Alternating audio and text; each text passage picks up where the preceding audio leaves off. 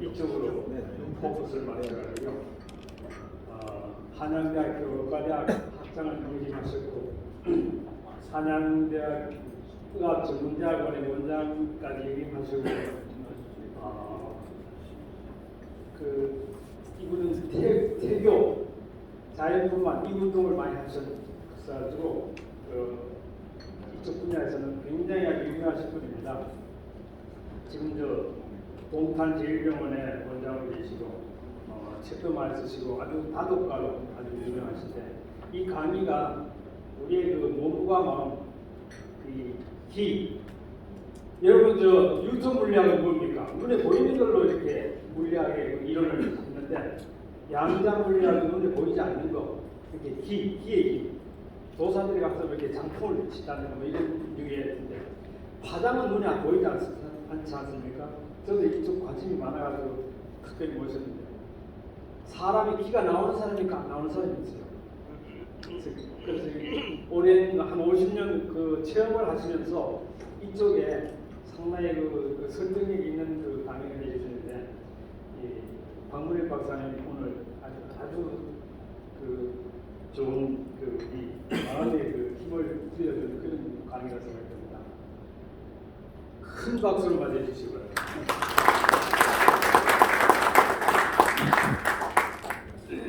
네, 안녕하십니까.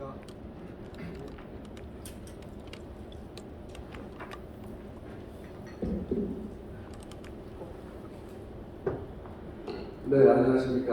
저는 한양대학교를 정년 퇴임하고 몇 년 일찍 나왔습니다. 하고 동탄제일병원에 근무하고 있는 박문일이라고 합니다. 전공은 산부인과입니다. 제가 이따가 말씀을 드리겠지만 제가 의사가 동양의학을 하는 사람도 아닌 의사가 어떻게 마음에 관심을 갖게 됐을까? 또 사실은 제가 산부인과를 한 경험에서 나왔습니다. 어떻게 연결이 될까 하고 궁금하시죠? 이따가 말씀을 드리도록 하겠습니다. 오늘 제가 여러분께 말씀드릴 것은 누구나 가지고 있지만 잘 모르고 있는, 이해하려고 해도 잘 이해가 안 되는, 어떨 때는 본인이 느끼기도 하는데 그 실체가 무엇인가 하는 마음입니다. 마음의 힘은 누구나 일으킬 수 있어요. 여러분 가끔 신문에 보는 암을 산에 올라가서 아무것도 안 하고 고쳤다. 그 기적이 아닙니다. 그 사람의 마인드 에너지가 작용한, 물론 다 그렇지는 않겠지만 그런 효과라고 저는 믿고 또 그런 증거들도 많습니다. 심지어 국방력에도 마인드 에너지가 적용됩니다. 이거는 에피소드인데 미국 국방성에서 텔레파시를 가지고 연구를 했습니다. 텔레파시는 가능하다라는 엑스파일이 있습니다. 그래서 실제로 중동 전쟁에서 포로가 된 병사를 구해서 그 텔레파시를 증명한 적도 있습니다. 이게 뭐냐면 너 언제 구출하러 갈 테니 희망을 잃지 말고 있어라. 그리고 실제로 그 병사를 구출한 다음에 언제 혹시 이런 일이 있지 않았니? 그러니까 내가 갑자기 나는 죽겠다 싶었는데 갑자기 살려고 하는 충만한 힘이 생겼다. 그때가 언제냐? 물어보니까 바로 미국 본토에서 마인드 에너지를 전공하는 학자들이 그 병사에게 힘을 불어 넣어준 겁니다. 텔레파시. 여러분 못 믿으시겠죠? 물론 다 그렇지는 않고 예를 들어서 마인드 에너지에다 결부시키는 것이겠지만 이렇게 지금 양자물리학이 실제로 증명이 되고 있습니다. 아까 우리 대표께서 말씀하셨지만 지금까지 우리가 배워왔던 학문은 우리 모든 삼라만상의 원리는 뉴턴이라는 그 천재 학자가 만든 뉴턴 역학이었어요. 뉴턴은 아시다시피 여러분들이 그 사과나무에서 사과 떨어지는 것을 보고 만일력, 이야기하고 거기에 파생되는 여러 가지 에너지 역학을 다 정립하신 분입니다. 근데 그분은 눈에 보이는 역학을 설명하고 이론을 만드신 분이죠. 사과나무에 사과 떨어질 때 사과만 떨어집니까? 사과는 직선으로 떨어지죠. 그래서 뉴턴 물리학을 이따가 말씀드리겠지만 그 선형 물리학이라고 하죠. 선형 물리학. 방정식으로 아주 쉽게 그 표시가 되죠. y는 x 플러스 b 하면 바로 그 직선 방정식이 나오죠. 자, 그런데 사과나무에서 사과만 떨어진 게 아니라 나뭇잎도 떨어졌어요. 나뭇잎은 어떤 궤적을 가지고 떨어집니까? 휘휘휘 이렇게 떨어지다가 어디 멀리 떨어질 수 있고, 또 눈에 안 보이는 사과 껍질에 있는 먼지들은 어떻게 떨어졌을까? 먼지는 휘휘해서 딴 나라로 갈 수 있죠. 그런 방정식은 어떻게 만들어지느냐를 연구하는 분들이 바로 양자물리학자입니다. 여러분 이제 신문지상에도 많이 양자론 나와서 좀 익숙하시겠지만 이제 곧 아마도 양자 컴퓨터의 시대가 열립니다. 양자 컴퓨터는 쉽게 얘기하면 애플이라는 것을 타자로 안 치고 생각하면 컴퓨터에 APPLE가 찍혀집니다. 그렇게 생각하시는 게 양자물리학. 여러분 저기 지금도 찾아보시면 집중력을 훈련하는 프로그램이 있어요. 화살이 출발을 해서 관역을 맞춥니다.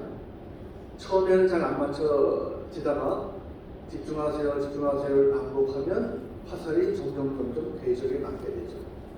그게 여러분들이 마인드 에너지가 있다는 거예요. 그래서 오늘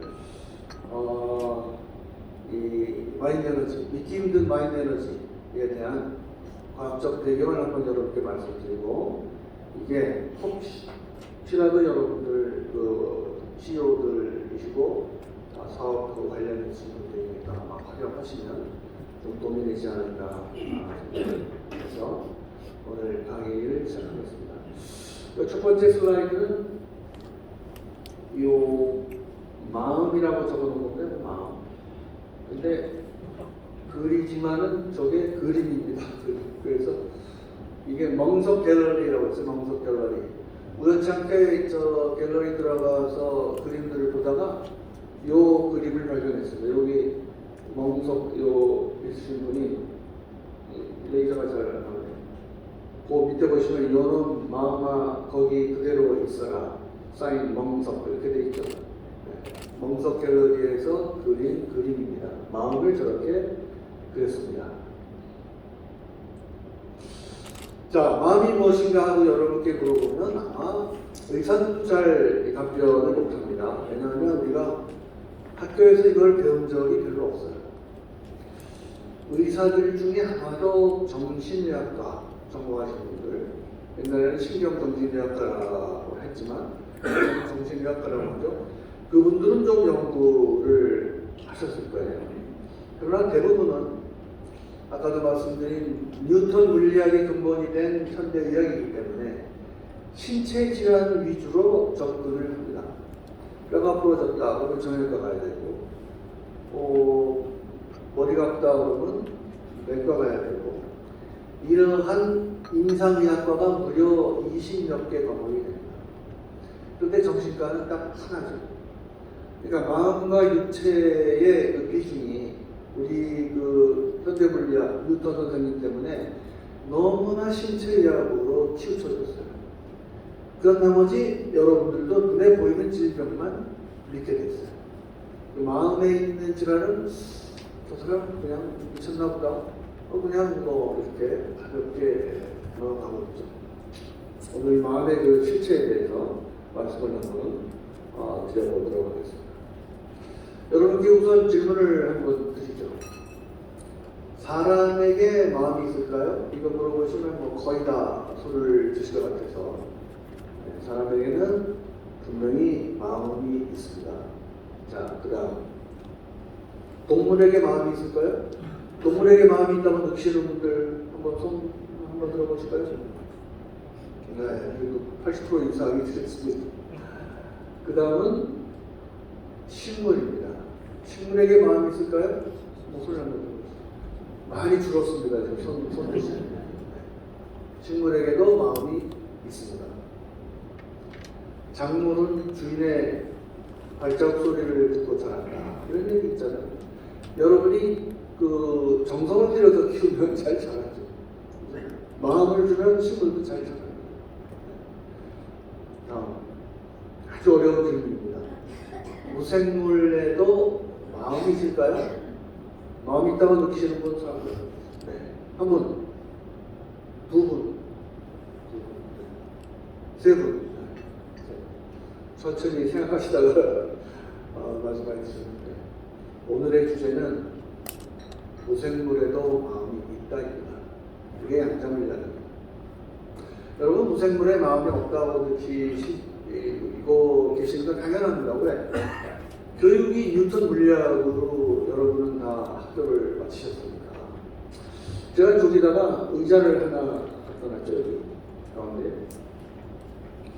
자, 여기 의자 하나 있는데, 예를 들면, 저 의자는 무생물입니다. 저 무생물에 여러분은 마음이 없다고 하셨어요. 그런데, 만약에 저 의자가 어저께 또는 몇 시간 전에 대통령께서 와서 앉았다가 가셨습니다. 대통령이 앉아있던 의자니까 여러분이 압니다. 그러면 대통령이 떠나신 다음에 여러분은 저 의자가 어떻게 보입니까? 대통령이 앉았던 의자야. 나 한번 앉고 싶어. 그 사람은 의자에 마음이 있다는 걸 아십니다. 더 쉬운 예를 들어볼까요? 여러분이 지금 볼펜이나 만년필이나 아주 가지고 있는데 이게 아주 귀한 사람, 내가 좋아하는 사람이 선물로 준 겁니다. 그런데 그 볼펜을 잊어버렸습니다. 그냥 그게 어딨나 하고 사흘 밤낮을 찾으러 다닙니다. 왜 찾으러 다녀요? 문방구 가면 똑같은 게 수두룩한데 그거 왜 찾죠?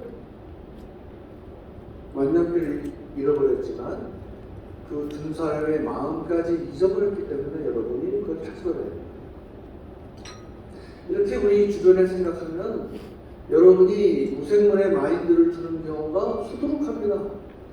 제가 교회에 가서 이런 강의 했더니 목사님이 너무 좋아하시는데 그게 뭐냐면 그것도 역시 무생물의 마음이 있다는 거예요. 예수님 상이 예수님입니까? 사람입니까? 무생물이에요. 절에 있는 불상이 부처님이 살아있는 겁니까? 부처님의 형상인 무생물이에요. 때문에 그 무생물에다가 우리는 기도를 하고 무릎을 꿇고 열렬히 그 프람을 합니까? 그건 바로 자기가 마인드 에너지를 불어넣어주고 동기화하려는 노력입니다. 이 양자리학에서 양자물리학에서 동기화라는 건 굉장히 중요해요.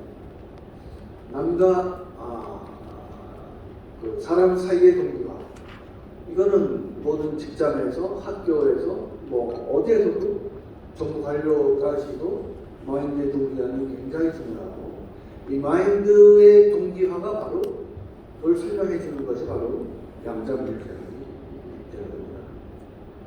자, 지금 이제 네 가지 그림을 보여드릴 텐데 마인드 에너지의 실체로 이제 조금씩 접근을 합니다. 이 네 가지는 여러분 그 핸드아웃에 있지만 엄마가 아이를 안고 있는 주제입니다. 그런데 모두 다르게 그렸어요. 어떻게 그렸냐면 자, 이 그림은 조금 추상적이죠. 엄마가 아이를 안고 있어요. 그러나 칼라의 이미지, 칼라의 정보를 담고 있고 2차원 평면입니다. 그렇죠? 자, 이것은 칼라가 흑백으로 변했는데 2차원이 아니라 3차원입니다. 3차원 이미지를 가진 정보. 이것은 그림이 아니라 실제 사람을 사진을 찍었습니다. 그렇지만 흑백의 정보를 가지고 있습니다. 자, 이거는 역시 엄마가 아기를 안고 있는데 칼라입니다. 이분 누군지를 아십니까? 최정원 씨입니다. 저기 안고 있는 애기가 지금 그 걸그룹이 되려고 노력하는 여가수, 그 20년 전에 물속에서 태어난 수아라는 아이입니다. 20년이 넘었네요. 99년 9월에 태어났으니까 그때 제가 물속에서 요 애기를 받았습니다. 요 애기. 자, 이 네 가지는 주제가 같은데 정보가 다르다고 했어요. 그래서 이 정보량을 측정한 분들이 계세요. 뭘로 측정을 할까요?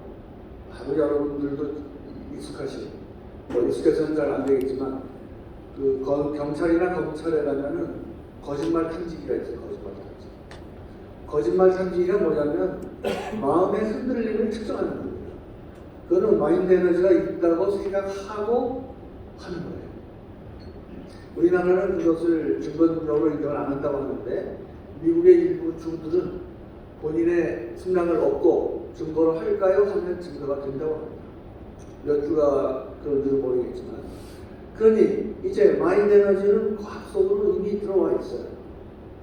자, 이 네 가지의 차이는 리얼티입니다. 리얼티. 우리가 얼마나 그 그림을 보면서 현실감을 느끼느냐에 따라서 마인드 에너지의 양이 적어지고 커지게 되고, 그것을 거짓말 탐지기 같은 마인드 에너지 측정기로 측정을 한 결과 현실감을 가지고서 우리의 생체 에너지는 활성화되더라 라는 것이 과학자들의 결론입니다. 자, 그래서 양자물리학이 등장을 하면서 이제 신체 정보가 아닌 마인드 정보에 많은 예들이 이제 설명이 되기 시작을 했죠. 현실에서 제가 산부인과입니다만은 결혼도 마인드 에너지의 공유고요. 임신, 태교 전부 아기와 엄마의 정보 공유고요.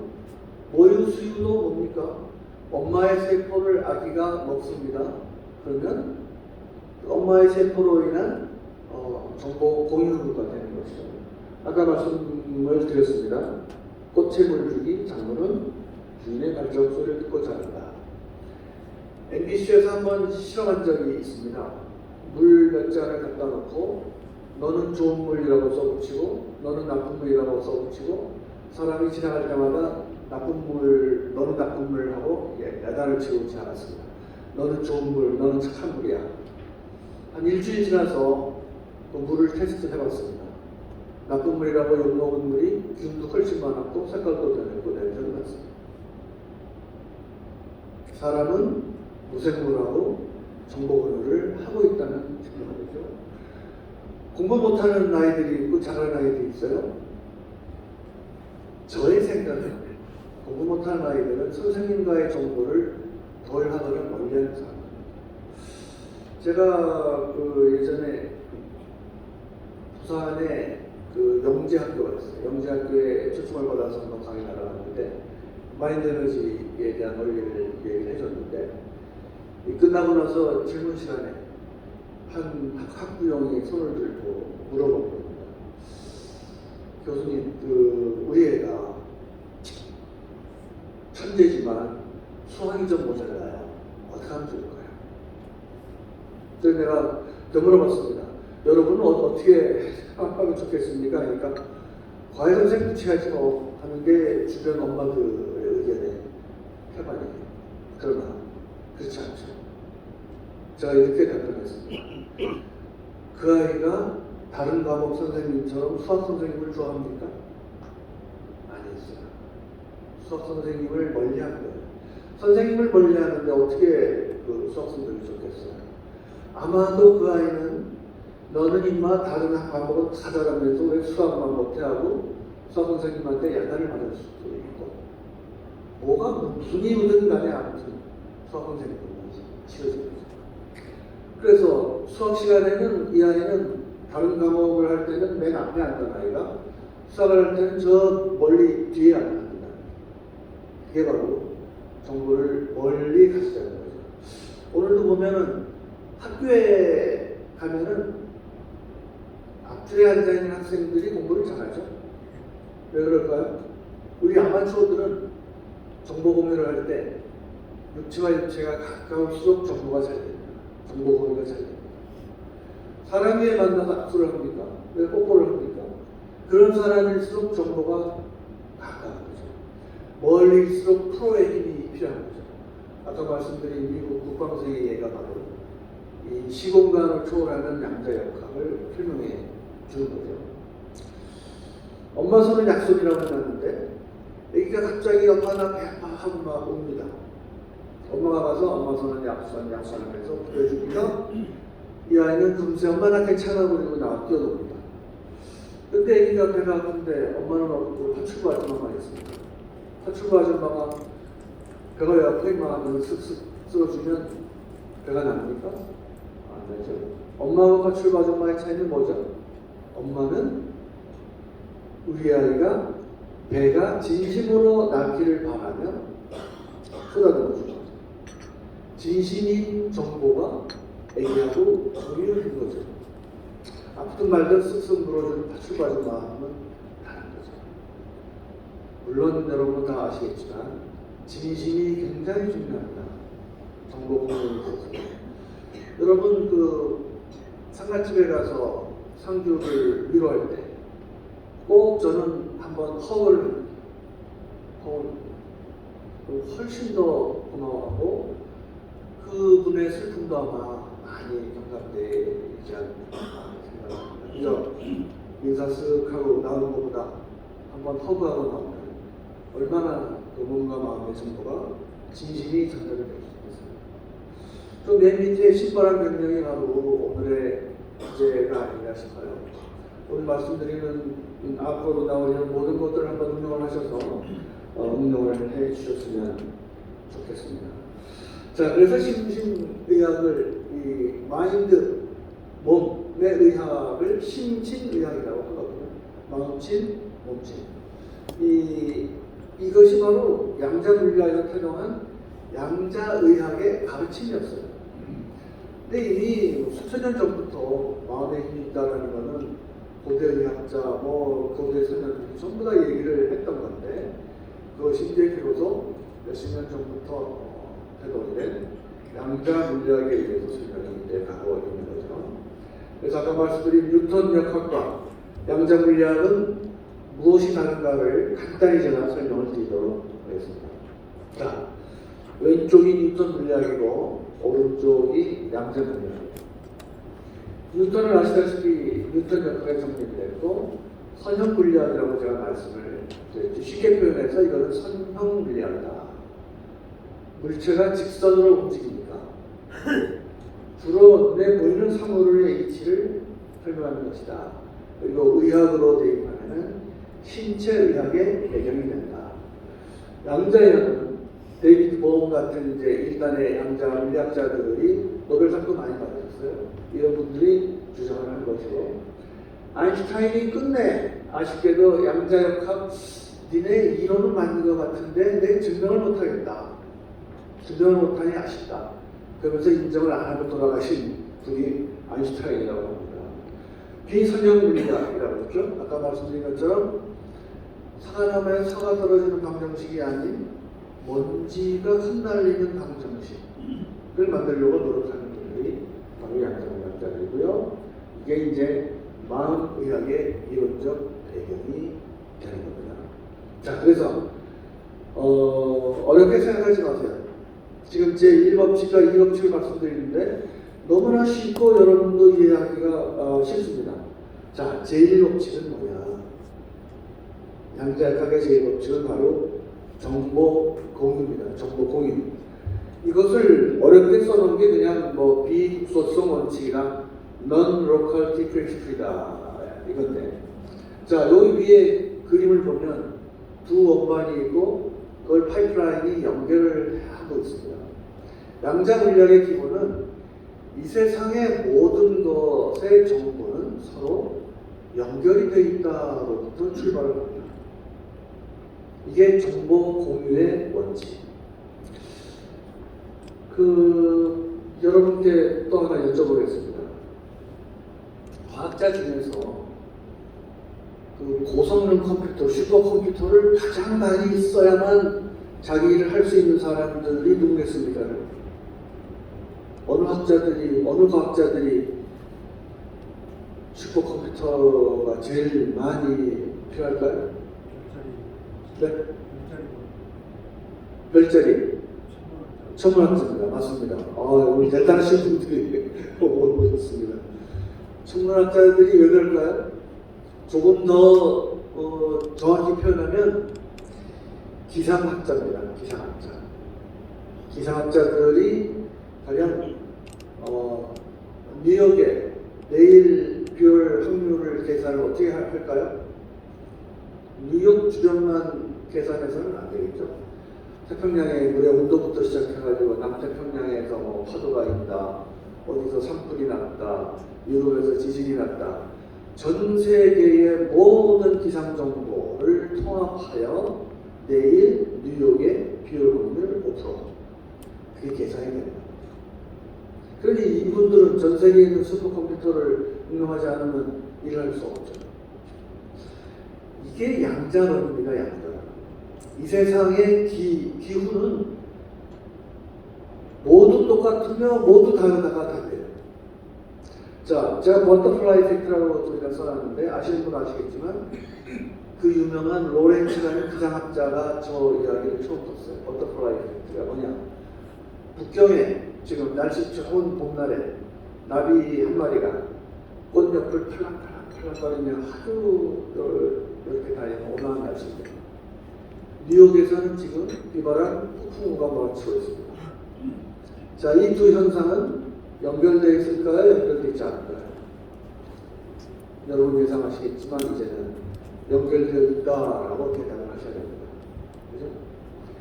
대기권 안에 두 현상이 북경에서는 이렇게 나타나지만 뉴욕에서는 폭풍으로 나타난다. 그러나 그것은 같은 정보이다라는 거예요.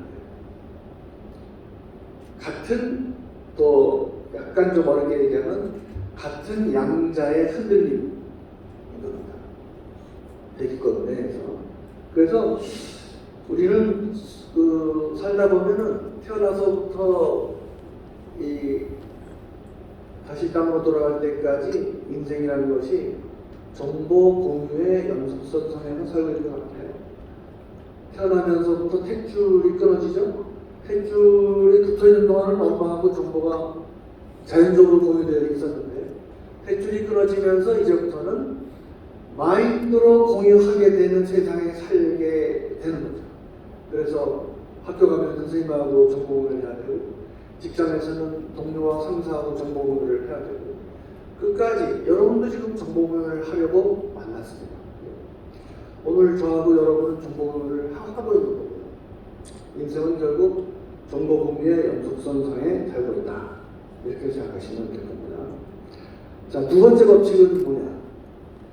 여기 한 실험자가 현미경으로 입자를 관찰하고 있습니다. 그런데 그 입자가 그 물체가 어떨 때는 입자로 보이고 어떨 때는 파동으로 관찰이 됩니다. 이게 양자론의 아주 중요한 이론 중에 하나예요. 양자역학 제2법칙, 관측자가 결정한다. 관측자는 나의 나. 여기서 그 물체가 입자로 관찰될 때는 그 물체는 입사광자의 성격을 띠고, 파동으로 관찰될 때는 분사광자의 패턴을 보여주는 거죠. 자기한테 달려오는 전자는 입사광자고, 이렇게 흩어지는 그 일렉트론은 분사광자라고 하죠. 이것이 바로 관측자가 결정하는데, 관측자의 마음이 결론을 내리는 거예요. 그러니 마인드 에너지는 누가 주는 게 아니라 나 스스로 내는 겁니다. 너 마인드 에너지 이렇게 봐. 그렇다고 마인드 에너지가 일어나지 않습니다. 내가 내는 겁니다. 그게 뭐냐면 포지티브 싱킹이죠. 여기 포지티브 싱킹의 근원적인 설명은 양자 물리학자들이 해준 거죠. 자, 여기서 관측자가 결정한다는 것은, 물질이라고 하는 것은 오른쪽 그림을 보시면 아톰이라는 원자로 이루어져 있는데, 원자는 전자, 양성자 및 중성자로 구성되죠. 세포의 핵은 모두 저렇게 이루어져 있는 것이고, 이런 원자들이 모여서 여러분이 아는 분자가 되는 거죠. 물 분자 H2O는 H 같은 게 O가 하나인 거와 마찬가지죠. 자, 그런데 과학자들이 이 일렉트론을 규명하는 과정에서 바로 전자가 어떨 때는 입자로 관찰되고 어떨 때는 파동으로 관찰된다는 사실을 알게 된 거죠. 왜 어떻게 이렇게 되었느냐? 이 양자물리학자들의 결론은 순전히 그것을 관찰하는 과학자의 마음에 달려있다. 그래서 이것을 수많은 실험으로 증명을 했는데 그걸 다 여러분께 설명해 드릴 수는 없고, 그 사람들의 결론을 간단히 여기다가 표현하면 뇌 속에 파묻혀 있는 마음이 밖으로 튀어나와서 일렉트론에 작용을 해서 때로는 전자를 입자가 되기도 하고 때로는 전자를 파동으로 되게 하기도 한다는 것이 바로 관측의 문제고, 이렇게 됨으로써 이제 양자역학은 우리가 보는 세상과 전혀 다른 세상을 설명하게 되었습니다. 정확하게 얘기하면 지금까지 안 보였던 세상이 이제는 양자역학에 의해서 설명이 되기 시작을 한 겁니다. 그 밑에 제가 팬텀 페노메논이라고 적어놨는데, 이것은 뭐냐면, 저는 의사니까 정형외과 선생님이 클래스에 들어오셔가지고 하루는 얘들아 유령현상이라고 하는 게 있단다 하고 설명을 해주셨어요. 이게 뭐냐면, 응급실에 어떤 아이가 교통사고를 당해서 입원을 했어요. 교수가 한쪽 다리가 너무 손상을 입어서 다리를 살리려고 그렇게 노력을 했지만 결과적으로 한쪽 다리를 절단하게 됐어요. 그래서 그 아이는 아주 잘 치료가 돼서 다행히 나갔습니다.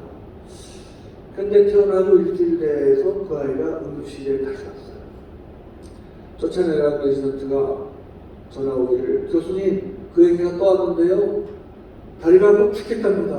무슨 소리야 이 사람아. 그러면서 내려가 봤더니, 무시 내려가 봤더니 진짜 여기가 다리 아프다고 뒹굴뒹굴 하고 있는 거예요. 어디가 아픈데, 반대쪽 다리를 또 치료 못한 부분이 있나 하고 봤더니 반대쪽 다리는 멀쩡해요. 어디가 아픈데 물어봅니다. 선생님 없어진 다리가 아파요. 그러면서 펑펑. 이걸 뉴턴 선생님이 설명을 해줄 수 있습니까? 없어진 물체인데 이놈아, 없어진 신체인데 뭐가 아파. 그게 현대학을 배운 사람들의 결론이에요. 그래서 교과서에 팬텀 페노메논을 적어줬어요. 유전현상이나 이런. 그러나 양자물리학에 대해 것은 간단히 설명해 줄 수 있습니다. 뭐냐? 인체의 정보에너지장은 이미 하나로 연결되어 있어서 정보가 공유되어 있어요. 그 아플 때의 정보를 신체에, 아픈 다리, 잘라낸 다리 아닌 나머지 신체가 이미 정보를 공유하고 있어요. 메모리를 하고 있다는 얘기예요. 그 메모리가 튀어나올 때마다 없어진 다리가 교통사고 당할 때부터 아픈 것처럼 아파요. 이게 지금까지 의사들이 팬텀 페노메논, 유령이다라고 설명했던 것을 명확히 설명해주는 배경이 되는 것이죠. 자, 저 오른쪽 위에 있는 것이 거짓말 탐지기입니다. 거짓말 탐지기는 우리 에너지의 양을 저렇게 비화학적으로 표현해 줄 수도 있다고 해요. 그래서 저 A, B, C는 같은 사람이에요. 같은 사람의 이 마인드 에너지를 측정을 했습니다. 측정을 해서 기하학적으로 그렸습니다. 그랬더니 A 모양과 B 모양과 C 모양이 나타나는데, A는 긴장 상태에 있을 때고, B는 흥미있는 것에 아주 집중할 때고, C는 모두의 마음이 편안할 때입니다. 어떤 에너지가 풍부해 보이죠? C죠. D는 병이 있는 논이라고 하는데 에너지가 아주 앙상하게 나타납니다. 이것을 마인드 에너지를 전공한 사람들은 이것이 바로 마인드 에너지인데, 언제 측정을 했느냐? 사람들이 명상을 할 때 측정을 합니다. 그래서 거짓말 탐지기는 이제 과학적 카테고리에 거의 들어와 있는 그런 수준이고, 그 배경이 바로 양자의학이라는 말씀을 드립니다. 명상이 아무 힘이 없는 것 같아도 명상이라고 하는 것은 이미지로 형성된 에너지고, 이것이 바로 긍정 에너지의 원천이에요. 그래서 책도 굉장히 많이 나와 있습니다. 마음의 힘, 마인드 에너지, 포지티브 싱킹. 다 읽어보면 명상의 중요성을 굉장히 강조하고 있죠. 하루 일을 시작하기 전, 일어나서 5분, 자기 전 5분, 하루 일을 정리하면서 5분, 명상을 하십시오. 명상을 권합니다. 오늘 일어나서 할 일이 뭔가 한번 가다가 보십시오. 5분 동안 눈 감고 명상. 자기 전에 오늘 일을 정리하면서 5분 동안 명상. 그 에너지가 그 다음날의 에너지가 될 겁니다. 자, 생뚱맞게 지금 갑자기 드라마가 튀어나오는데, 이거 여러분 혹시 기억하실지 모르겠습니다만은 한 20년도 된 것 같아요. 이제 여름 향기라는 드라마가 있었어요. 드라마 여름 향기. 이거는 아마도 잘 기억을 못 하실 것 같아서 제가 간단히 설명을 해드리면, 이 잘생긴 청년과 이 예쁜 아가씨가 연애를 하는 거죠. 근데 알고 보면 둘 다 이미 애인이 있습니다. 여기 애인이 하나 있고 이 아가씨도 옆에 애인이 있어요. 근데 이제 이 두 남녀가 사랑을 하느니 마느니 하는 게 이 드라마의 주제인데, 그 1회, 드라마 1회의 마지막 장면이 이 청년이 어디 미국에 갔든지 외국에 갔다가 귀국을 하고 있는데, 이 아가씨는 자기 애인을 마중하러 나왔습니다. 두 청년은 서로 몰라요. 근데 이 아가씨가 이 청년을 볼 때 갑자기 그 청년을 보면서 생명의인 그 청년을 보면서 가슴이 쿵덩쿵덩쿵덩 뜁니다. 심장소리가 더 빨라지고 더 강렬해지면서 이 편을 기대하시라 이러면서 끝나요. 이 드라마 전체적인 내용이 뭐냐면은 나중에 알고 보니까 이 청년의 원래 애인인 이 아가씨가 우리 동탄제일병원에서 애기 낳습니다. 이 아가씨가 원래 애인이었는데 이 아가씨는 이미 세상을 하직했어요. 그래서 이 아가씨가 세상을 하직하면서 장기기증을 여러 사람에게 했는데, 바로 이 아가씨가 심장을 받았어요. 심장이 나쁜 아가씨였어요, 이 아가씨가. 그러니 저 아가씨는 이 잘생긴 청년을 기억하는 심장을 가지고 있는 거예요. 아까 말씀드렸죠? 프랭klin 페노메논에서 모든 인체의 정보는 공유하고 있다. 이 아가씨는 이 청년을 기억하는 심장을 가지고 있었던 거죠. 자기 몸에 들어가니까 정보 공유는 저절로 되는 거죠. 그러니 공항에 가서 자기 애인을 볼 때보다 저 청년을 보니까 먼저 가슴이 쿵덩쿵덩쿵덩 뛰는 거예요. 그래서 여기 보면 당신을 보면 나보다 먼저 가슴이 뜁니다. 가 아니라 이것이 사랑이죠. 가 아니라 이것이 양자의학이죠. 가슴을 뛰게 하는 이런 로맨스도 있지만, 실제로 이런 양자의학을 의학에 접목시켜서 치료를 하는 일단의 과학자들이 있어요. 유럽 사람들이 상대적으로 미국 사람보다 이런 이론을 잘 받아들여서 기계들을 많이 개발하고 그럽니다. 자, 마인드 에너지의 의학적 응용인데, 그 사람들은 마인드 에너지에서 만약에 신체에 어떤 질병이 생겼을 때의 주파수를 측정해냈어요. 그 주파수를 측정해낸 다음에 아픈 주파수에 반대 주파수를 만들어서 쏴줬어요. 이건 약물도 아니죠, 그죠? 약물도 아니고 수술도 아니에요. 그냥 주파수 치료인 겁니다. 질병의 치료에 바로 그 질병의 특정한 주파수를 찾고 반대의 주파수를 사용해서 질병을 치료한다. 이거 연구하는 독일의 유명한 연구소들이 있고요. 실제로 우리나라에서도 유명하신 분들이 거기 가서 치료받고 왔다는 것도 심심찮게 제가 듣고 있습니다. 자, 간단히 설명하면 요 위의 그림이 아픈 주파수입니다. 거기에 반대되는 밀러 테라피입니다. 밀러 테라피. 거울 대칭성이 있는 주파수를 만들어서 중간 그림처럼 초록색깔로 쏴주면 밑에 보면은 통증이 없어집니다. 원칙이 이런 거죠. 멀리 갈 것도 없이 아파서 펑펑 울고 있는 사람을 폼해주는 게 바로 저런 건데, 마인드를 어루만져 주는 게 어떨 때는 신체의 아픔을 훨씬 더 경감시켜요. 슬픈 감정은 여러분 몸이 아픈 겁니까? 마음이 아픈 겁니다. 몸에 어디 아픈 것이 없어도 마음이 아픈 사람이 얼마나 많습니까?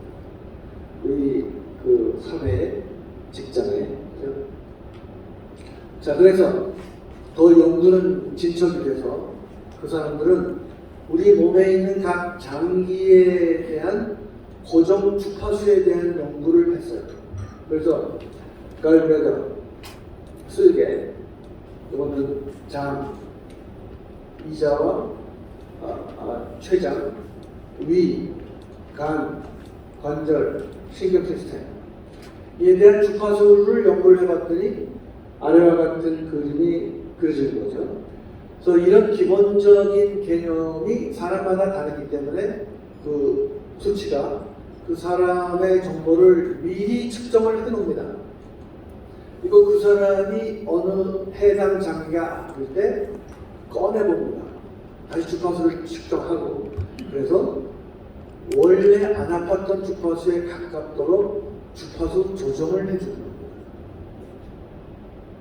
이게 마인드 테라피라고 볼 수 있죠.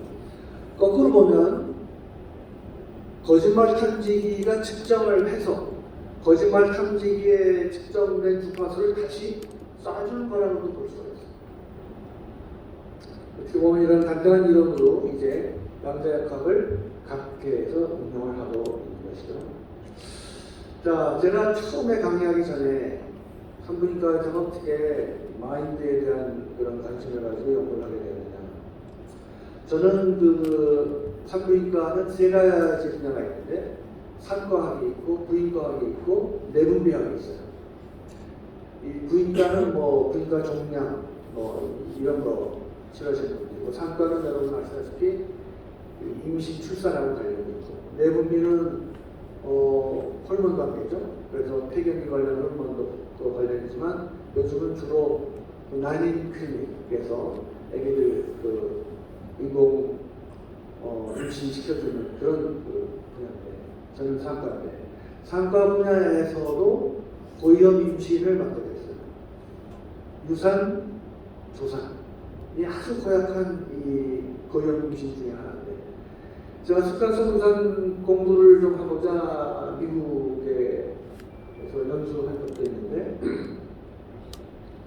미국에 가서 습관성 유산 공부를 좀 하고 다시 돌아와서 우리나라에 처음으로 한양대학교 병원에다가 습관성 유산 클리닉을 개설했어요. 처음이었습니다. 습관성 유산 클리닉이 우리나라에 개설됐어요. 처음에는 소문이 안 나니까 환자가 좀 적다가 일정 기간 지나니까 환자가 급격히 밀려 들어오는 거예요. 그래서 그때 제가 조교수였는데 내가 벌써 이렇게 됐나 하고 우쭐하기 시작했죠. 그러나 그 우쭐감은 곧 비관으로 바뀌었습니다. 왜냐하면 습관성 유산에서 원인을 규명할 수 있는 것이 네 가지 분야예요. 요 자궁 자체의 기형, 면역적 이상, 밑에 호르몬 이상, 그리고 염색체 이상. 또 하나 감염이 있는데 대부분 요 네 가지의 원인으로 구성되는 것이 40 내지 50%. 나머지는 원인을 알 수 없어요. 또 원인 불명에 대한 치료는 어떻게 해야 되냐? 치료가 없죠. 이거 아무리 찾아와도 원인을 발견하지 못하겠네요. 또 한 번 임신해보죠. 막연히 환자에게 설명하고 돌려보낼 수밖에 없었어요. 우리 병원에 오는 환자들이 바로 다른 대학에서 환자가 많이 와서 전투를 했는데 그 대학에서는 원인이 있는 거는 다 저희들이 치료하고 원인을 모르겠는 사람들만 우리 병원으로 막 보내는. 그러니 우리 병원은 원인 불명 환자가 80%를 넘게 됐으니 얼마나 이게 이제 스트레스를 받습니까? 그죠? 명색이 특수큰이라고 해놨는데 치료는 돼야 되는데 그래서 공부를 열심히 하는 수밖에 없죠. 열심히 했습니다. 그랬더니 어느 날 논문 하나가 눈에 띄었어요. 영국계 호주 의사가 논문 발표한 논문인데 그 논문의 주제가 바로 Tender Loving Care였어요. Tender Loving Care. Tender Loving Care. 이 사람은 원인이 없는데 이거는 정서적인 서포트를 해주면 된다. 이 사람들이 계속 습관성무산을 한 것은 스트레스가 대부분이었어요. 실례로 제가 오는 산모한테 그런 이야기하는데 저희 시어머니가 저한테 우리 집 배를 끊어놓으려고 들어왔니? 하고 그냥 구박을 준다는 거죠. 이런 스트레스. 그리고 남편들도 처음에는 같이 오다가 나중에 잘 안 와요. 검사 비용도 많이 들지, 치료될 것도 치료될 것 같지도 않지. 그러니까 이 습관성장 환자들은 홀로 외롭게 와서 그 당시엔 제가 환자의 그 모습만 봐도 저 사람 습관성장이구나 하고 알 정도로 벌써 그 사람은 비탄과 슬픔에 담겨 있어요. 이 사람을 위로해줘야 됩니다. 가족을 동원시켜야 됩니다. 가족들 오라고 합니다. 시어머니 앉혀놓고 남편 앉혀놓고 당신 원인이 반이다. 그리고 시어머니한테 당신 아들 원인이 반이다. 모든 원인은 남녀가 똑같이 가지고 있는데 왜 애꿎은 산모만 구박하냐. 절대 구박하지 말고 서포트 해줘라. 여왕처럼 해라. 그래서 제가 쓴 책에다가 산모는 영이다 라고 쓴 그렇게 있어요. 자, 이렇게만 치료를 해줬더니 이게 텐더 러빙 케어예요. 의사도 과거에는 세상의 모든 검사를 다 해도 당신은 원인을 모르겠다. 의사도 포기한 것처럼 얘기를 하고 돌려보냈는데 이제는 그렇게 얘기 안 합니다. 첨단의학을 다 동원해서 검사를 해봤는데도 당신에게 원인이 없었다고 표현합니다. 원인을 모른다와 없었다는 천지차이입니다. 당신 원인이 없으니 정상이다 하는 거예요. 원인을 모르겠다는 것은 당신은 불치의 원인을 가지고 있다는 거죠. 의사의 한마디가 이렇게 중요합니다. 이게 텐더 러빙 케어예요. 또 환자로 하여금 포지티브 싱킹을 가지게 해주는 거죠. 그래서 제가 가만히 그 다음부터 텐더 러빙 케어의 힘이 이렇게 위대하구나 빠져들게 됐고 그거를 계속 좀 연구하다 보니까 태교. 우리나라 태교의 가르침이요. 1페이지부터 100페이지까지 전부 다 텐더 러빙 케어예요. 산모를 위한. 오로지 산모를 위한 케어를 해줘라. 우리나라 태교죠. 그래서 이 태교의 배경이 바로 텐더 러빙 케어구나. 그래서 아예 책 제목을 태교는 과학이다라고 만들었어요. 그 책이 나온 다음에 제가 저장을 하지만 태교 관련된 책이 무려 한 300권이 나왔습니다. 300권. 그래서 태교 열풍이 한번 쓱 지나갔죠.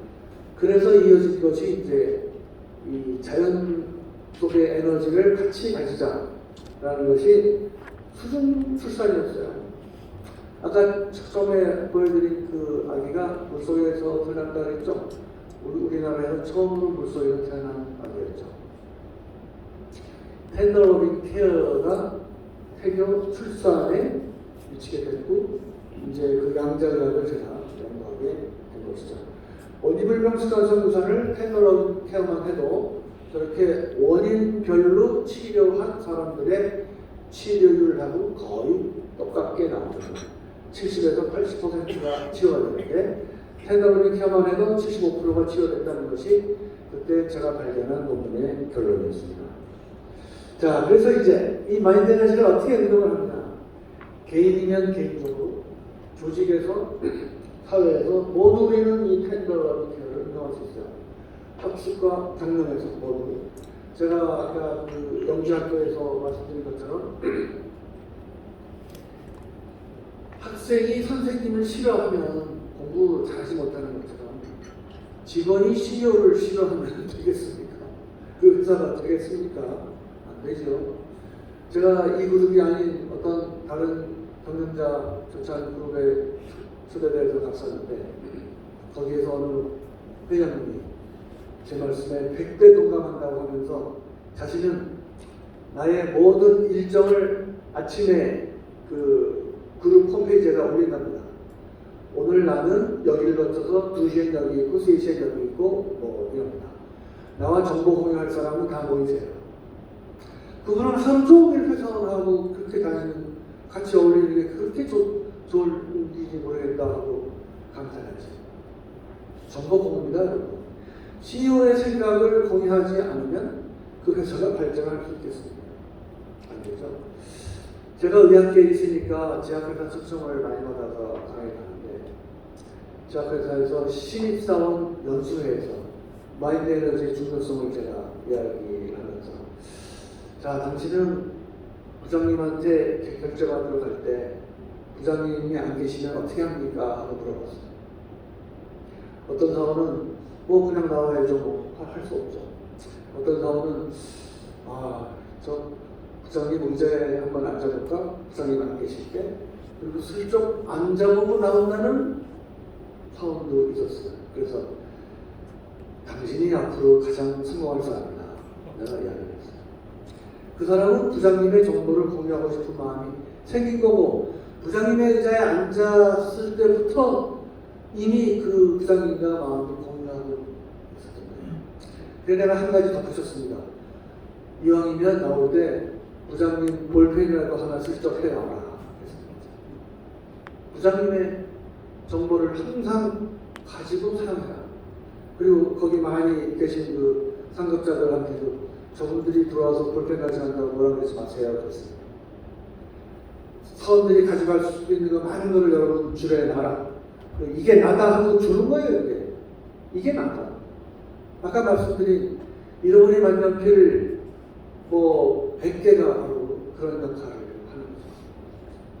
마인드 공유는 아주 쉽게 이렇게 할 수가 있어요. 자, 과학적 배경을 먼저 이야기해라. 이 슬라이드는 제가 찾아보니까 이번 강의 준비하느라고 서울시에서 무슨 보건정책과 거기서 한번 특별 강의를 받았는데 이 서울시에 알맞게 이런 거를 써줬어요. 제가. 서울시의 정책 어떻게 세우냐? 뭐 뻔한 얘기죠. 국민의 마음에 들어가 봐야 된다. 현장의 목소리를 듣고 현장의 정보를 자기가 공유해야 된다. 이 현장에서 저 시민이 뭘 원할까? 그럼 네가 그걸 알아야 되는데 공무원의 입장에 접근하지 마라. 국민의 입장에 접근해라. 그러려면 여러분이 마인드 에너지가 공유된다는 것을 알아야 된다. 뻔한 건데 과학적 배경을 설명해 주면 그 사람은 보다 더 실감 있게 이제 정책을 할 수가 있겠죠. 자, 정보공유의 기본 개념이 이렇습니다. 여러분 남의 손을 잡을 때 손이 비어 있어야 남의 손을 잡을 수가 있죠. 마음도 비어 있어야 돼요. 비어 있어야 그 사람 마음하고 공유할 수가 있는 거죠. 자, 싱크로나이제이션이라는 얘기를 제가 자주 했습니다. 동기화. 자신의 우선 나의 신체 에너지와 마인드 에너지를 동기화시킨 다음에 그 남들하고 이제 마인드 에너지를 공유해야 되는데 제가 자연 이야기를 참 많이 합니다. 그래서 태교 강의를 할 때도 숲속 태교를 굉장히 많이 강조해요. 그래서 2, 3년 전인가요? 국회에서 그 숲태교의 중요성 그래가지고 산림청 주간에 어떤 심포지움이 있었는데 거기 가서도 저런 얘기를 했습니다. 숲이 바로 우리 마인드 에너지를 충전시키는 충전소다. 여러분 양자의 개념으로 다시 한번 돌아가 봅니다. 양자라고 하는 것은 우리가 더 이상 나눌 수 없는 엘레멘트의 단위예요. 에너지의 단위예요. 그 양자를 실체를 계속 쪼개고 들어가면 결국 양자의 레벨에 이르는데 바로 마인드 에너지의 기초 엘레멘트가 양자예요. 퀀텀. 그렇기 때문에 두 양자는 서로 싱크로나이제이션 되면서 에너지가 합체가 될 수 있어요. 그런데 숲에 들어가면 수많은 자연의 에너지가 있어요. 자, 우리가 유행가를 몇 번 들으면 쉽게 식상하죠. 근데 숲속에 들어가서 산새 소리, 또는 개울 소리, 바람 소리 이런 거 들으면 식상한 적 있습니까? 왜 숲속에 들어가면 에너지가 충만하게 느껴지죠? 바로 여러분 몸 안에 자고 있는 마인드 에너지의 양자, 최소 단위 양자의 흔들림이 그 많은 자연의 흔들림 속에서 같이 공존하는 겁니다. 그러니까 자연의 에너지를 흠뻑 받고 다시 회사로 돌아와서 사회로 돌아와서 학교로 돌아와서 힘을 얻게 돼서 일하게 됩니다. 저는 숲을 굉장히 많이 사랑하는 사람이고 그래서 산림청에서 고문 교수도 몇 년 한 적이 있습니다. 숲을 많이 운영을 하십시오. 그래서 제 방에 진료실에는 그 MC 스퀘어라고 아시죠 여러분? MC 스퀘어 회사도 있었어요.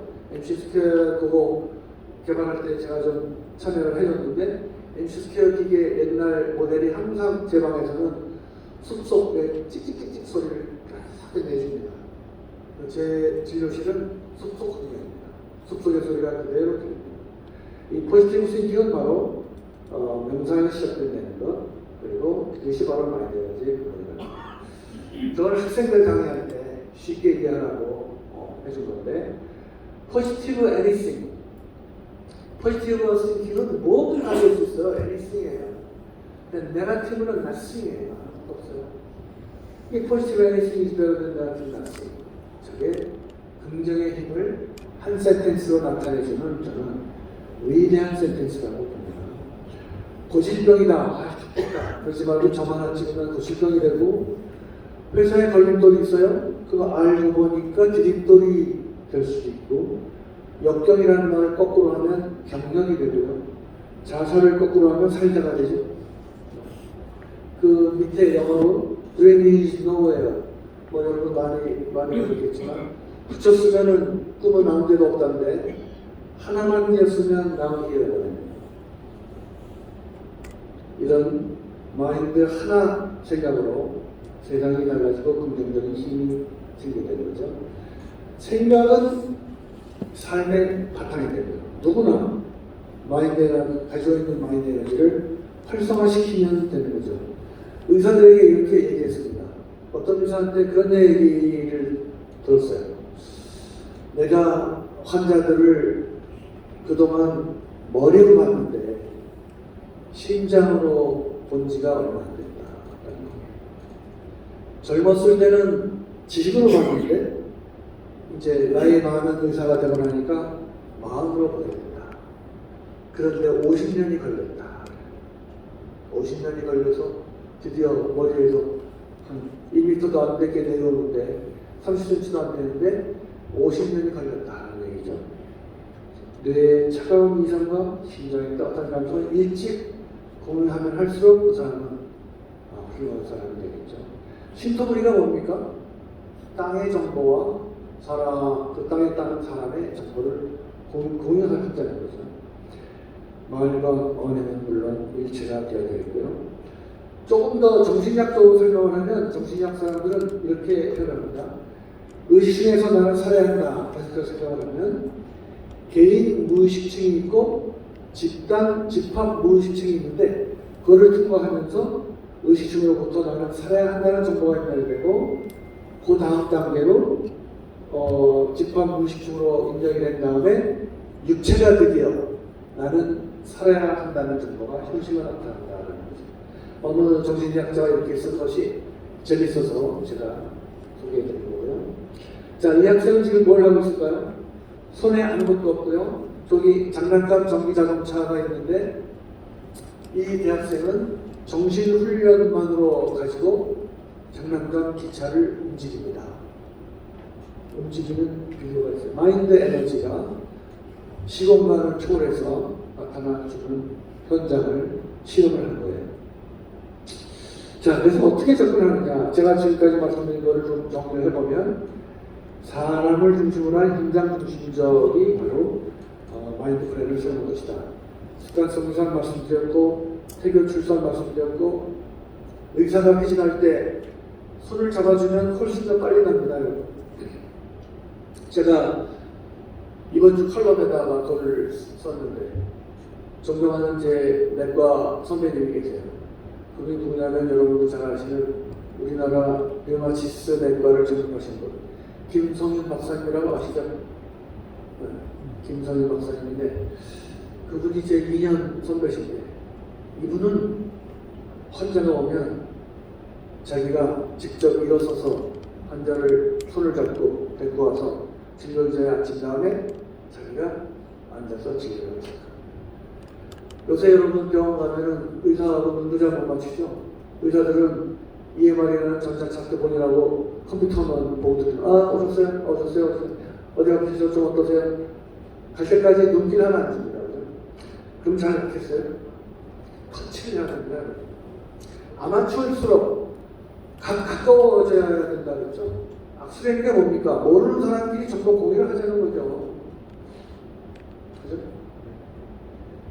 문병을 갈 때도 진심으로 손을 잡고 위로를 해주세요. 문상을 갈 때도 마찬가지입니다. 기도 치료는 현실입니다, 여러분. 기도 치료라는 학문파가 있습니다. 내과에서 아주 유명한, 오늘 시간관계로 다 설명을 못 드리지만, 정책개발도 아까 서울시처럼 예처럼 국민의 니즈를 공유하라. 뭐가 필요한지. 저출산 쪽도 나가서 제가 비슷한 이야기를 해준 적이 있습니다. 자, 자신과 가족과 사회와 국가의 모든 정보 공유는 바로 마인드 에너지를 살려주는 거라고 봐요. 그래서 포지티브 싱킹 가지기의 원천은 바로 마인드 플랜. 이 마인드 에너지의 근원적 원리를 이해하고 한번 실행해 보자는 거죠. 자, 아까 말씀드렸지만 관측자는 나고요. 내가 결정합니다. 내가 결정해요. 나와 조직과 세상을 바꾸죠. 자, 여러분 이 멋진 청년과 이 아가씨가 지금 옷을 입고 있는 것 같아요? 벗고 있는 것 같아요? 어떤 사람은 벗고 있다고 생각할 수 있고 어떤 사람은 입고 있다고 생각할 수 있어요. 입고 있다는 건 조금 부정적인 생각을 가지고 있는 사람이 아닙니다. 답은 없습니다. 자신이 결정하는 겁니다. 관측자가 결정하는 겁니다. 파장으로 결정하는 겁니다. 그래서 이제 결론입니다. 모든 사람은 나 스스로가 마인드 에너지의 근원이다. 이것을 알면 실현이 된다라는 거고요. 사랑을 공상만 하지 말고 마인드 플랜으로 액션 플랜으로 만들자. 이것이 바로 마인드 에너지의 근본이고요. 이런 얘기 한번 드렸는데, 자, 요 슬라이드가 이제 CEO들이시니까 한 장을 추가를 해봤습니다. 이런 피드백들이 있다고 해요. 컬렉티브 피드백, 서포티브 피드백, 포지티브 피드백. 그 밑에다가 그거를 간단히 정리를 해놨는데, 컬렉티브 피드백은 성취도 향상을 위해서 기대치를 주고 오류가 생기면 수정해 줍니다. CEO가. 좀 힘들지 않습니까? 서포티브 피드백은 약점 영역이 이런 것 같으니 솔루션을 제공해 줍니다. 포지티브 피드백은 직원들이 스스로 가치 있다고 느끼게 해줍니다. 어떤 일을 했는데 잘했어 라고만 하지 말고 당신이 이런 일을 해줘서 우리 그룹에서 앞으로 이런 일을 이렇게 해야 될 방향성이 생겼고 다른 파트에도 아주 중요한 모티브가 될 거야. 이런 게 포지티브 피드백이 아닐까 생각합니다. 그래서 어느 쪽으로 가야 될까 경영은 저는 경영에 대해서는 사실 많이 모릅니다만은 마인드 에너지를 그래도 좀 공부한 사람 입장으로서는 이런 방향으로 가야 되지 않을까 싶습니다. 결국은 정보 공유가 저렇게 해주고요. 지금까지의 경영이 조직 경영이었다면은 이제 사람 경영, 마인드 경영으로 가야 되지 않을까 이런 생각을 해봅니다. 자, 이 2008년에 라레시 교수가 세계 지식 포럼에서 이런 얘기를 했다고 해요. 스스로 물살을 만든다. 요트 경기를 하면 저는 요트 경기 해보지는 못했지만 1등과 2등의 순서가 바뀌기가 굉장히 힘들답니다. 왜? 요트는 바람에 의해서 가는 거니까 아무리 기술력이 출중을 해도 바람으로 가면서 1, 2위가 계속 형성돼서 가는데 2위는 1등을 그러면 하염없이 쫓아가도 추월을 할 수 없는 것일까요? 바람의 방향이 바뀌지 않으면 1, 2위는 안 바뀝니다. 그럴 때는 어떻게 해야 되느냐? 물살을 만들어라. 스스로 물살을 만들어서 추월해라. 아주 이상적인 요 분위기에 맞는 그림이 하나가 있어서 저렇게 보여드립니다. 그래서 모멘텀, 기업을 성장시키는 운동력은 바로 고객에게서 찾아라. 여러분 잘 아시는 말씀이죠. 자, 이게 마지막 슬라이드인데 이게 동영상입니다. 원래 동영상인데 아마 보셨을 겁니다. 굉장히 유명한 동영상이에요. 근데 오늘 주제에 맞을 것 같아서 제가 가져왔는데 제가 동영상 파일을 제공을 안 하는 바람에 링크만 해놓고 제공하는 바람에 여러분께 동영상을 보여드리는데 간단히 말씀드리면 지금 길가에 어떤 그 맹인이 앉아서 돈을 구걸하고 있습니다. 이 사람이 여기다가 써놓은 게 뭐냐면 I'm blind. 나는 맹인이니 Please help me. 도와주세요. 라고 적어놨는데 지나가는 사람 10명 중 한 사람이 그저 동전 하나 던지고 갑니다. 안 모여요 돈이. 근데 어떤 이분 아가씨가 지나가다가 이렇게 보더니 그 글판을 받아서 다시 써줍니다. 그리고 놓고 갔더니 그냥 지나가는 사람마다 돈을 던져주고 가는 거예요. 그런 비디오인데 뭐라고 썼을까요?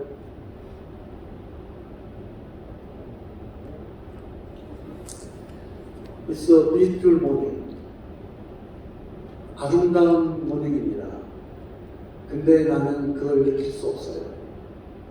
I can see it. It's a beautiful morning, but I can see it. I can't see it. 그렇게 써줬어요. 그랬더니 이게 마인드 경영이죠. 마인드 경영. 같은 환경에서의 마인드 경영. 자, 오늘 좀 도움이 되셨을지 모르겠는데 저도 오래간만에 하는 강의라서 원래 마인드 에너지 강의는 3시간에 나눠서 해요. 학생들한테 첫 시간의 원리, 2시간의 응용, 그 다음에 이제 실제적인 학생들과 정보 공유를 하는데 오늘 1시간에 맞춰서 하다 보니까 제 말씀이 좀 빨라진 점 피해 말씀을 드리고요. 여러분 모두 그래도 이해를 좀 잘 하셔서 여러분 개인은 물론이고 가정, 회사에도 큰 도움이 되셨으면 감사합니다.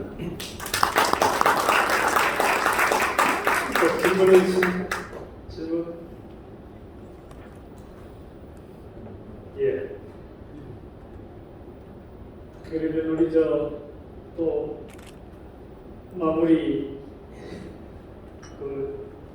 이은미 교수에 대해서 제가 오늘 들으면서 이 공유가 그렇게 중요하다 그런 생각이 듭니다. 사실 이 강의는 부부와 같이 왔으면 훨씬 더 좋은 효과를 보지 않나 이런 생각이 드는데 이은미 교수님 마무리 좀 해주시죠.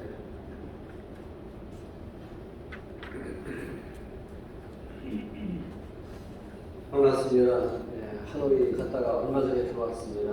하노이 따끈따끈합니다. 공항에서 주입국 수업하는데 2시간 넘게 줄 섰습니다. 하노이 깨어나고 한국과 동남아 진출 점점 많아집니다. 이제 깨어나셔야 되고 그거의 긍정의 힘이 이 마인드 오늘 에너지 에너지가 큰 도움이 될 것 같습니다. 양자 물리학, 요새 아주 참 여러 군데서 논의되는 주제인데 양자의학은 저도 사실 그런 게 있나 싶었는데 오늘 말씀 들으니까 대단하십니다. 저도 이걸 좋아해가지고 사실 그 하이델베르그의 이제 불확정성 원리라든가 아니면은 뭐 슈레딩거의 고양이 이거 뭐 다들 한 번씩 읽어보셨을 거예요. 보이는 것과 보이지 않는 것, 우리가 만지는 것과 실제로 존재하는 것. 그거를 저희는 얼마 전에 봤죠. 뉴턴 물리학의 대가로 우리 누리호가 우주로 떠올랐지 않습니까? 그 전형적인 뉴턴 물리학이죠.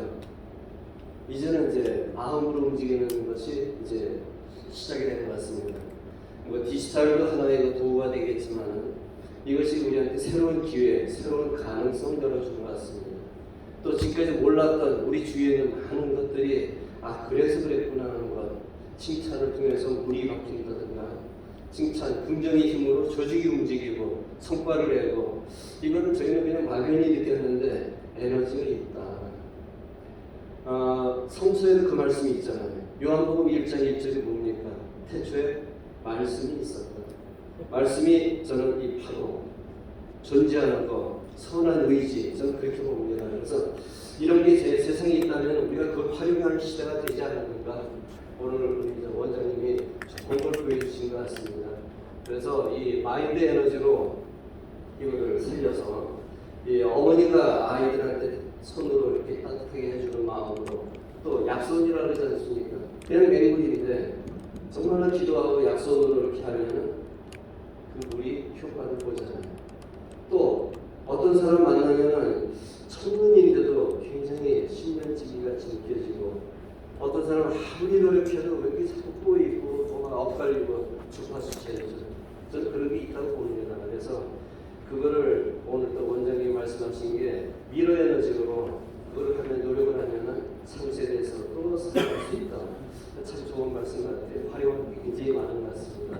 이제 더위 이제 뭐 한참 변곡적으로 올라가는데 이 긍정적 마인드 에너지로 잘 이겨내시고 그 다음에 코로나도 조금 좀 불확실하지만 세상이 바뀌어가는 데서는 지금까지 몰랐던 우리 그 파동 에너지로 또 지금까지 몰랐지만 우리 주위에 넘치는 에너지, 우주가 에너지가 가득 차 있다고 하지 않습니까?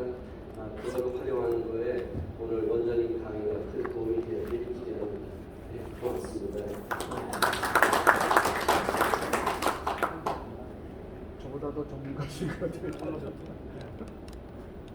저보다 더 전문가신 것 같아서 뭐 쉬운 말을 본다니까 표준 말을 그래서 저는 말씀드렸지만은 현장에서 습관성 유산을 치료하는 현장에서 저거를 직접 치료해도 운동한 사람이기 때문에 진짜 마인드 에너지의 신봉자고 이제는 한 2~3년 전부터는 이제 전파자가 됐습니다. 그때 맞춰서 양장 물리학이 이제 여러분 앞에 쉽게 다가오는 시대가 됐기 때문에 여러분 결정 여러분이 한다 그러죠. 내가 결정한다가 제 것입니다. 모든 것은 내가 할 수 있다라는 생각을 하시면 여러분 가정, 사회, 회사 모두 도움이 되지 않을까. 그래서 우리가 항상 강조하는 것이 감사하는 마음, 영상 이렇게 모두 공유가 되지 않나 이런 생각이. 부장님 동의하시죠? 예, 그분 동의하시죠? 예. 그래서 틈만 나면은 칭찬하라.